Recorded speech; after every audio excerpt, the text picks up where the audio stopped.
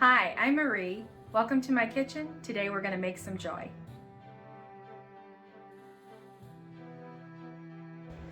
So some tips on cutting chicken.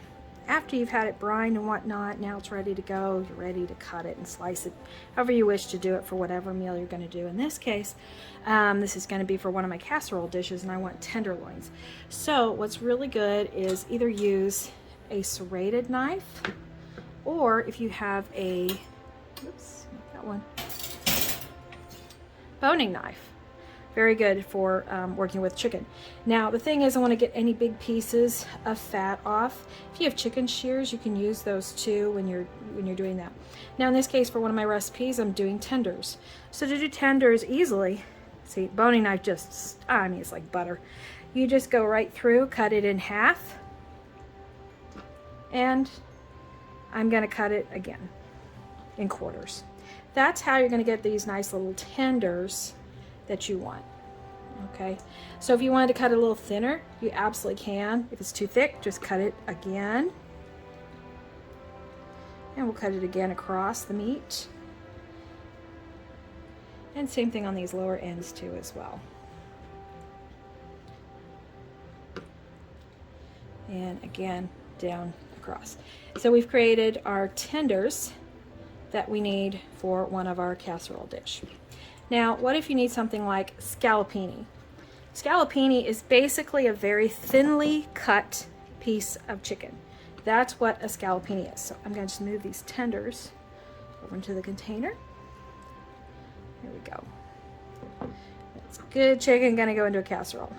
And by the way, after you're done brining and whatnot, you can keep that chicken for up to 24 hours. Once chicken's been defrosted, it can stay in the fridge for about 24 hours. It's about the max. So I want a scallopini. That means I want to thinly slice this.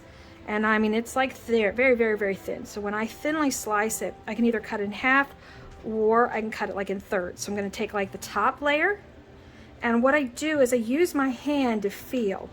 Okay. So see how nice and thin? So I can easily bread these or put just like a little thin layer of flour so I can brown them and then put a nice sauce. But they really need to be very, very thin. Then you don't actually have to pound them. So again, I want to feel with my hand, start at the top part, usually the thickest part of the chicken. And I'm going to take my nice sharp knife. That's also a very important thing. You got to have a nice sharp knife. I'm going to cut through the chicken where I can feel it.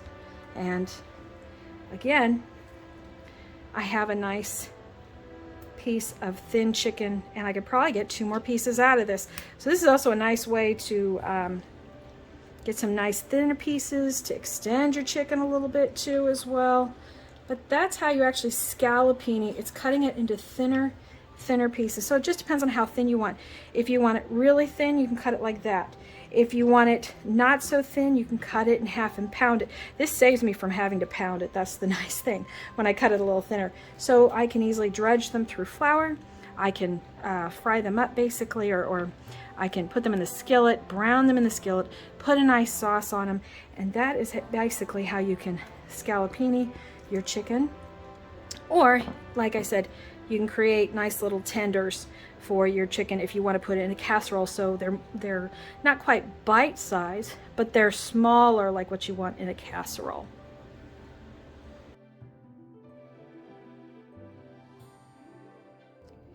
So for the chicken, when you're cutting it, and mind you, I brine my chicken, so I have the actual video for that. The link for that is down in the description.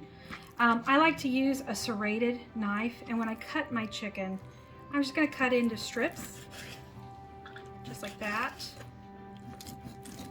Whoop. It doesn't have to be pretty. Again, this is just for stir frying. If you've ever had stir fry, you know it's not pretty when the chicken is cut.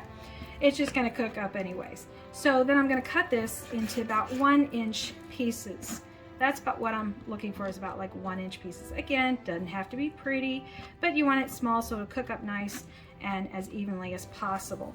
If you have any extra fat, because this is dark meat, you definitely want to cut any big pieces of fat, so I just cut those off.